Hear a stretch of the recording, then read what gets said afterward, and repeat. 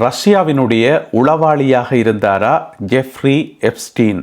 இப்படி ஒரு சந்தேகம் இன்றைக்கு வெளியிடப்பட்டிருக்கிறது. அதற்குரிய ஆதாரங்களும் வெளியிடப்பட்டிருக்கின்றன. ஒரு சில மின்னஞ்சல்களும் வெளியிடப்பட்டிருக்குது. எனவே உங்களுக்கு தெரியும், இன்றைய உலகத்தில் மிகவும் பரபரப்பாக பேசப்படுற விஷயம், உலக அரசியலே ஆட்டி விற்கிற விஷயம் ஜெஃப்ரி எப்ஸ்டீனுடைய விஷயம். நாங்களும் தொடர்ச்சியாக வீடியோக்களை பார்த்து கொண்டே வரோம். இன்றைக்கு வெளிவந்திருக்கக்கூடிய புதிய பிந்திய தகவல்களின் அடிப்படையில் அவர் ஒருவேளை ரஷ்ய உளவாளியாக இருந்திருக்கலாம் என்று சொல்லப்படுகிறது. எனவே அது சம்பந்தமாக விரிவாக விளக்கமாக ஆதாரங்களோட பார்க்க போறோம். ஒரு பிரத்யேகமான செய்தி தொகுப்பாக இந்த செய்தி தொகுப்பு இருக்க போகின்றது. அதே நேரம் பிரித்தானியாவினுடைய பிரதமர் கியர் ஸ்டார்மர் அவர்கள் பதவி விலகணும் என்று சொல்லி கோரிக்கை வச்சுக்கிறது யாருன்னு பார்த்தீங்கன்னு சொன்னா, அவருடைய கட்சிக்குள்ளேயே லேபர் கட்சிக்குள் இருக்கக்கூடிய இரண்டாம் நிலை தலைவர் ஒருவர் கோரிக்கை வைத்திருக்கின்றார். அது அடுத்த பரபரப்பை உருவாக்கி இருக்கிறது பிரித்தானியாவில். எனவே எல்லாவற்றையும் தொகுத்து இந்த காணொளியில் விரிவாக விளக்கமாக பார்க்க போகின்றோம். தமிழடியான் வேர்ல்டு யூடியூப் சேனலுக்கு உங்கள் அனைவரையும் வருகவன அன்புடன் வரவேற்கின்றேன். இதுபோல இந்த உலகத்தில் நம்மை சுற்றி நடக்கின்ற முக்கியமான நிகழ்வுகளின் தொகுப்புகளை ஒவ்வொரு நாளும் தெரிந்து கொள்ள இந்த சேனலை சப்ஸ்கிரைப் பண்ணுங்கள். ஜெஃப்ரி எப்ஸ்டீன் தன்னுடைய பங்களா இருக்குத்தானே, தன்னுடைய பங்களாவில் ரகசிய கேமராக்களை பொருத்தணும் என்று சொல்லி ஒரு முடிவு ஒன்று எடுக்கிறார். அதாவது ரகசியமான கேமராக்களை எல்லா இடமும் பொருத்தி அங்கே நடக்கிற எல்லா காட்சிகளையும் பதிவு செய்து வைக்கணும் என்று சொல்லி அவர் ஒரு முடிவு ஒன்று எடுக்கிறார். அப்படி முடிவெடுக்கக்குள்ள அவருக்கு ஒரு மின்னஞ்சல் ஒன்று வருது, ஒரு இமெயில் ஒன்று வருது. அந்த இமெயிலில் என்ன சொல்லப்பட்டிருக்குன்னு சொன்னால், நீ உன்னுடைய வீட்டில் ரகசிய கேமரா பொருத்துறதாக இருந்தால் பொறுத்து, பிரச்சனை இல்லை. ஆனால் நாங்கள் ரெண்டு பேரும் கதைச்சதை ஞாபகம் வச்சுக்கொள்ளு, நாங்கள் ரெண்டு பேரும் கதைச்சதை ஞாபகம் வச்சுக்கொள்ளு, ரஷ்யர்கள் உதவிக்கு வருவார்கள் என்று சொல்லி அதில் ஒரு வசனம் போடப்பட்டிருந்தது. இவ்வளவுதான் அந்த மின்னஞ்சல். இப்போ நீங்கள் சைட்டில் பார்க்குற இந்த மின்னஞ்சலில் அவ்வளோதான் சொல்லப்பட்டிருக்கிறது, ரஷ்யர்கள் உதவிக்கு வருவார்கள் என்று சொல்லி. இந்த மின்னஞ்சலை ஜெஃப்ரி எப்ஸ்டீனுக்கு அனுப்பினது யார் என்றது மர்மமாக இருக்குது. ஏன் மர்மமாக இருக்குன்னு சொன்னால், அது மறைக்கப்பட்டிருக்கிறது, கருப்பு கலரால் மறைக்கப்பட்டிருக்கிறது. உங்களுக்கு தெரியும், அமெரிக்காவினுடைய பாதுகாப்புத்துறை திணைக்களம் தான் இந்த டாக்குமெண்ட்ஸ் எல்லாத்தையும் வெளியிட்டது. ஒரு டாக்குமெண்ட்ஸையும் உருப்படியாக வெளியிடல, எல்லாத்தையும் மறைச்சு மறைச்சு மறைச்சு பிளர் பண்ணி தெரிஞ்சானே, அமெரிக்கா சும்மா கண்டபடியெல்லாம் ரகசியங்களையும் வெளியிட விட மாட்டினோம். எனவே எல்லாம் மறைக்கப்பட்டிருந்தது. இந்த மின்னஞ்சலையும் பார்த்தீங்கன்னு சொன்னா, அனுப்பினவருடைய பேர் அமெரிக்காவால் மறைக்கப்பட்டிருக்கிறது. எனவே எங்களுக்கு தெரியாது அனுப்பினதார் என்று சொல்லி. ஆனா மின்னஞ்சலை அனுப்பின அந்த நபர் ஒரு சாதாரண நபர் இல்லை என்றது இதை பார்க்கவே எங்களுக்கு விளங்குது. நாங்கள் ரெண்டு பேரும் கதைச்சது எப்பவுமே ஞாபகம் இருக்கட்டும், ரஷ்யர்கள் உதவிக்கு வருவார்கள் என்று சொல்லி அதில் சொல்லப்பட்டிருந்தது. அப்போ ஏன் ரஷ்யர்கள் உதவிக்கு போகணும்? எப்ஸ்டீன் அவர் அமெரிக்கன் தானே, அமெரிக்க பெரிய பெரிய தொழிலதிபர்களோடையும் பெரிய பெரிய அரசியல்வாதிகளோடையும் தான் அவர் தொடர்பில் இருந்தவர். அப்போ ரஷ்யர்களுக்கு இங்கே என்ன வேலை? ஏன் ரஷ்யர்கள் இந்த ஒரு ரகசிய நடவடிக்கைக்கு உதவிக்கு போகணும்? அதுவும் ஒரு பிஸ்னஸுக்கு உதவி செய்ய வருவார்கள் அல்லது உங்களோட சேர்ந்து பிஸ்னஸ் செய்வார்கள் என்று சொல்லி அப்படி சொல்லியிருந்தால் கூட பரவாயில்லை. இது வீட்டுக்குள்ள கேமரா பொறுத்துற இந்த விஷயத்துக்கு எதுக்கு ரஷ்யர்கள் உதவி செய்யணும் என்று சொல்லி இங்கே ஒரு கேள்வி ஒன்று இருக்குது. அது மட்டும் இல்லாமல் இதில் ரஷ்யர்கள் என்று சொல்லி பொதுவாக தானே குறிப்பிடப்பட்டிருக்கிறது. அந்த ரஷ்யர்கள் யார்?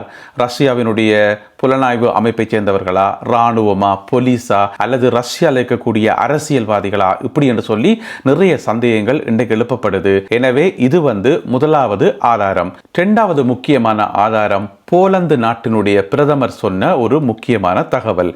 போலந்து நாட்டினுடைய தற்போதைய பிரதமர் டொனால்ட் டஸ்க் அவர் ஒரு கருத்து சொல்லிக்கிறார் என்று சொன்னால், இந்த எப்ஸ்டீன் ஃபைல் சம்பந்தமாக போலந்தில் விசாரணைகள் ஆரம்பிக்கப்பட்டிருக்கின்றன. 2 விதமான காரணங்களுக்காக இந்த விசாரணைகள் ஆரம்பிக்கப்பட்டிருக்கின்றன சொல்லி அவர் சொல்லியிருக்கார். அந்த 2 விதமான காரணங்களில் முதலாவது இதில் யாராவது போலந்து நாட்டு பெண்கள் பாதிக்கப்பட்டிருக்கிறார்களா? ஏன்னு சொன்னால் நிறைய நாட்டு பெண்கள் இதில் சம்பந்தப்பட்டிருக்கிறோம். நிறைய பேர் இன்னும் கதைகளை வெளியிலேயே சொல்லல, தாங்களும் பாதிக்கப்பட்டிருக்கிறோமா இல்லையான்னு சொல்லி இதுவரைக்கும் வெளியில சொல்லாத பெண்களும் நிறைய பேர் இருக்கிறோம். எனவே போலந்து நாட்டுக்கு ஒரு கடமை ஒன்று இருக்குது. தங்களுடைய நாட்டு பெண்கள் யாராவது இதில் சிக்கி இருக்கிறார்களா, இந்த வலையில போய் விழுந்திருக்கிறார்களா என்று சொல்லி ஆராயத்தானே வேணும். எனவே அது சம்பந்தமாக நாங்கள் ஒரு விசாரணையை ஆரம்பித்திருக்கிறோம். அது முதலாவது காரணம். இரண்டாவது அவர் சொன்ன காரணம், ரஷ்ய உளவு அமைப்புகளுக்கும் எப்ஸ்டீனுக்கும் தொடர்புகள் இருக்கலாம், இருக்கக்கூடும். எனவே அது சம்பந்தமாகவும் நாங்கள் விசாரணைகளை நடத்துகிறோம் என்று சொல்லி போலந்து நாட்டினுடைய பிரதமர் சொன்னோன்னே அது பிட்டி ஒரு பிரேக்கிங் நியூஸ் ஆயிட்டது எல்லார் மத்தியிலையும். ஏன்னு சொன்னால், ஒரு நாட்டினுடைய பிரதமர் ஒரு கருத்தை சொல்றாருன்னு சொன்னா அது சாதாரண விஷயம் இல்லையேன்னு. இப்போ யாரோ எவரோ சமூக வலைத்தளத்தில் ஒரு கருத்தை சொல்லிட்டு போனால் அது பெரிய விஷயம் இல்லை.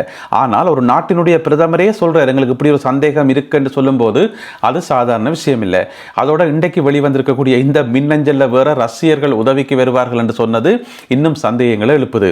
என்னென்னு சொன்னால் இந்த ஜெஃப்ரி எப்ஸ்டீன் வந்து ஆரம்பத்திலேருந்து முடிவு வரைக்கும் அவருடைய வாழ்க்கை வந்து ஒரு மர்மமாக இருக்கிறபடியால், அவர் இறந்தது வரைக்கும் எல்லாமே மர்மமாக இருக்கிறபடியால் அவர் ஏதாவது ஒரு உளவு அமைப்போடு சம்பந்தப்பட்டவராக இருக்கலாம் என்ற சந்தேகம் எல்லார் மத்தியிலையும் இருக்குது. ஆரம்பத்தில் வந்து அமெரிக்க உளவு அமைப்பை சேர்ந்தவராக இருக்கலாம் என்று கூட சொல்லப்பட்டது. ஏனென்று சொன்னால் இந்த உளவு அமைப்புகளில் வேலை செய்கிறாக்களை பார்த்தீங்கன்னு சொன்னால் அவங்க வாழ்க்கையை வந்து ஒரு மர்மமாக தான் இருக்கும்.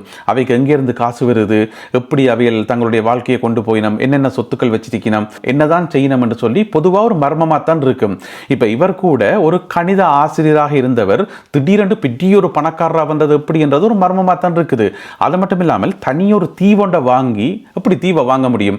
நாங்கள் யாராவது நினைச்சா தீவை வாங்க முடியுமா? இல்லையேன்னு தனியொரு தீவை வாங்கி அங்கே ஒரு பங்களாவை உருவாக்கி அங்கே இருக்கக்கூடிய எல்லா முக்கியமான பெரிய பெரிய பணக்காரர்கள் அரசியல்வாதிகள் எல்லாரையும் கூப்பிட்டு பாட்டி வச்சு விருந்தெல்லாம் கொடுத்து எல்லாம் செய்து போட்டு அவ்வளோத்தையும் வந்து டாக்குமெண்ட்ஸ் பண்ணியிருக்கார், அவ்வளோத்தையும் வந்து ஆவணப்படுத்தியிருக்கார். அதுதான் அங்கே இருக்கக்கூடிய முக்கியமான பிரச்சனை.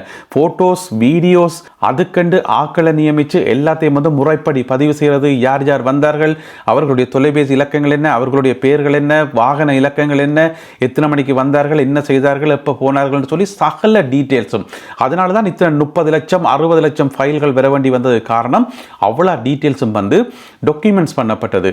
எனவே இந்த எப்ஸ்டீன் வந்து சும்மா சாதாரணமாக ஒரு பெண்களை கொண்டே பயன்படுத்தி ஒரு குற்றம் செய்த ஒரு குற்றவாளி அல்லது இந்த சொல்லுவோம் தானே இந்த பிளே பாய் என்று சொல்லுவோம் தானே, அப்படிப்பட்ட ஒரு பிளே பாய் மாதிரி தெரியல. ஏன்னா இப்படியான ஆட்கள் வந்து சும்மா பொதுவாக என்ஜாய் பண்ணி போட்டு சந்தோஷமா இருந்து கூட தங்கட வாழ பேசாமல் இருப்பினோம். ஆனால் இவர் அப்படி இல்லை. ஒவ்வொரு விஷயத்தையும் வந்து பார்த்து அணுவாக நுணுக்கமாக ஒவ்வொரு வேலையும் செய்திருக்கார். ஒவ்வொன்றையும் வந்து ஆவணப்படுத்தியிருக்கார். அப்போ அதுக்கு பின்னால் நிறைய சந்தேகங்கள் வருந்தானே. சரி என்று இவருடைய தன்னுடைய பங்களால வந்து ரகசிய கேமராக்களை பொருத்துறதுக்கு இவர் ஒரு முடிவு ஒன்று எடுக்கிறார். அப்படி ஒரு முடிவு எடுத்துட்டு அதை யாருக்கு சொல்றார் என்று சொன்னா தன்னுடைய மிகவும் நம்பிக்கைக்குரிய பிரத்யேகமான ஒரு விமானி. அந்த விமானியினுடைய பேர் என்னன்னு சொன்னா லாரி விசோஸ்கி. அவருக்கு கூப்பிட்டு சொல்றார், இந்த மாதிரி நான் என்னுடைய பங்களால வந்து கேமரா பொருத்த போறேன், அதுக்குரிய அலுவலை பாருன்னு சொல்லி. அந்த விமானி இருக்கிறது தான் இவருடைய பிரத்யேகமான விமானி. ஏன் சொல்லுங்க பாப்போம். இவர் வந்து எப்பவுமே தனி விமானங்கள் தான் பயணம் செய்வார். அந்த விமானி தனியாக ஒரு விமானி மட்டும் இல்லையா, அவர் வந்து ஒரு தொழில்நுட்ப ரீதியாக இவருக்கு நிறைய உதவிகளை செய்யக்கூடிய ஒரு ஆளாம். அது மட்டும் இல்லாமல் இவருடைய பிசினஸ் சம்பந்தமான நிறைய ஐடியாக்கள் செய்யக்கூடிய ஒரு ஆள் தானாம் அந்த குறிப்பிட்ட விமானி விசோஸ்கி என்றது.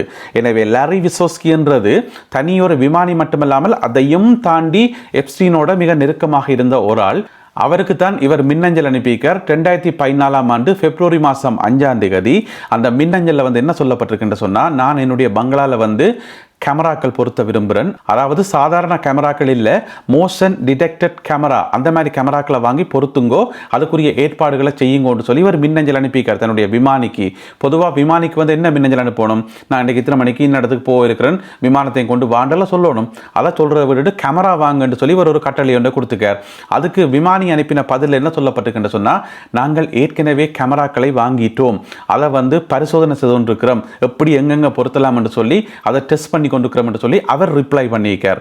அது மட்டும் இல்லாமல் புளோரிடாவில் இருக்கக்கூடிய ஒரு ஸ்பைஸ் ஷாப், அதாவது இந்த புலனாய்வு சம்பந்தப்பட்ட பொருட்களை விற்கக்கூடிய கடைகள், இந்த மாதிரியான கடைகளை வந்து நீங்கள் பெரும்பாலும் கேள்விப்பட்டிருக்க மாட்டீங்கள். உலகத்தில் எல்லா இடமும் இந்த மாதிரி கடைகள் இல்லை. அமெரிக்காவில் இருக்குது, இங்கே யூகேல இருக்குது, கனடாவில் இருக்குது, பிரான்ஸில் இருக்குது, ஜெர்மனியில், பெல்ஜியத்தில், மற்றது ஆஸ்திரியாவில் இருக்குது, மற்றது பெல்ஜியத்தில் இருக்குது. இவ்வளோ நாடுகள்லேயும் தான் பார்த்தீங்கன்னு சொன்னால் இந்த ஸ்பை பொருட்களை விற்கிற கடைகள் என்று சொல்லி பிரத்யேகமான கடைகள் இருக்கும். அந்த கடைக்குள்ளே போய் பார்த்தீங்கன்னு சொன்னால் ரகசியமான கேமராக்கள், ஒலிப்பதிவு செய்கிற கருவிகள். இப்போ சாதாரண ஒரு பேனை இருக்கும், அந்த பேனை மாதிரி பார்த்தா பேனை மாதிரி தான் இருக்கும், அது பேனை இல்லை, அது வந்து ஒரு ரெக்கார்டராக இருக்கும், அதுக்குள்ளே வந்து கேமராக்கள் இருக்கும். இந்த மாதிரி நுட்பமான பொருட்களை விற்கக்கூடிய பிரத்யேகமான கடைகளை தான் சொல்கிறது ஸ்பைஸ் ஷாப்ஸ் என்று சொல்லி. எல்லா நாடுகள்லையும் இல்லை, குறிப்பிட்ட சில நாடுகளில் மட்டும்தான் இருக்குது. அங்கே போயிட்டு பொருட்கள் வாங்கினாலே உங்களை வந்து ஃபுல்லாக ஸ்கேன் பண்ணி போட்டு தான் உள்ளுக்கே விடுவினம். அது மட்டும் இல்லாமல் உங்களை பற்றின சகல டீட்டெயில்ஸையும் எடுத்து போட்டு ஏன் வாங்குறீங்க, எதுக்கு வாங்குறீங்க, என்ன பொருள் வாங்குறீங்கன்னு சொல்லி சகல டீட்டெயில்ஸும் கறந்து போட்டு தான் உங்களுக்கான பொருட்கள் வந்து அங்கே விற்கப்படும். எனவே அப்படியான ஒரு கடையில், புளோரிடா மாநிலத்தில் இருக்கக்கூடிய ஒரு கடையில் போயிட்டு $1000 கொடுத்து 2 கேமராக்கள் வாங்கியிருக்கணும். 2014 ஆண்டு பிப்ரவரி மாதம் 4ஆம் தேதி. அந்த 2 கேமராக்களும் எப்படி இருக்கும் என்று சொன்னால், இப்போ நாங்கள் 2026 ஆண்டில் இருக்கிறோம், நல்ல லேட்டஸ்ட் டெக்னாலஜி எல்லாம் வந்துட்டு, ஏஐ எல்லாம் வந்துட்டு. ஆனால் 2014 ஆண்டில் அப்போ எது லேட்டஸ்ட் டெக்னாலஜியாக இருந்ததோ அந்த டெக்னாலஜியில் உருவாக்கப்பட்ட கேமராக்கள் தான் இந்த 2 கேமராக்களும் என்று சொல்லப்படுகிறது. சும்மா ஒரு கட்ட விரல் சைஸில் வந்து அந்த 2 கேமராக்களும் இருக்குமாம். ஆனால் ஒருக்கா நீங்கள் சார்ஜ் பண்ணீங்கன்னு சொன்னால் 64 மணித்தியாலங்கள் தொடர்ந்து வேலை செய்யுமாம். அந்த கேமராக்கள் கடுமையான இருட்டுக்குள்ள வேலை செய்யுமாம். யாராவது ஆட்கள் நடந்து போனால் அதை வந்து அப்படியே ஃபுல்லாக ரெக்கார்ட் பண்ணுமாம். எனவே இருட்டுக்குள்ள வேலை செய்யக்கூடிய நைட் விஷன் கேமராக்கள் போல இருக்கு. அந்த மாதிரியான கேமராக்கள் எல்லாம் வாங்கி, அதாவது அமெரிக்கன் எக்ஸ்பிரஸ் கார்டு இருக்கு தானே, அவருடைய கிரெடிட் கார்டு வந்து அமெரிக்கன் எக்ஸ்பிரஸ் கார்டு, அந்த கார்டை கொடுத்து இந்த 2 கேமராக்களையும் அந்த புளோரிடாவில் இருக்கக்கூடிய அந்த ஸ்பை ஷாப்பில் வந்து எப்ஸ்டீன் வாங்கினதுக்கான ஆதாரங்கள் வந்து இன்றைக்கு வெளியிடப்பட்டிருக்கிறது.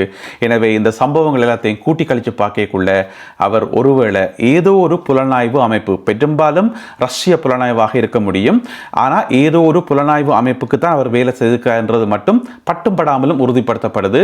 அது வந்து இதுவரைக்கும் உறுதியாக யாருமே சொல்லல. இதெல்லாமே வந்து சந்தேகங்கள் தான், அதுக்குரிய ஆதாரங்கள் தான், எதுவுமே வந்து உறுதிப்படுத்தப்பட்ட தகவல் இல்லை.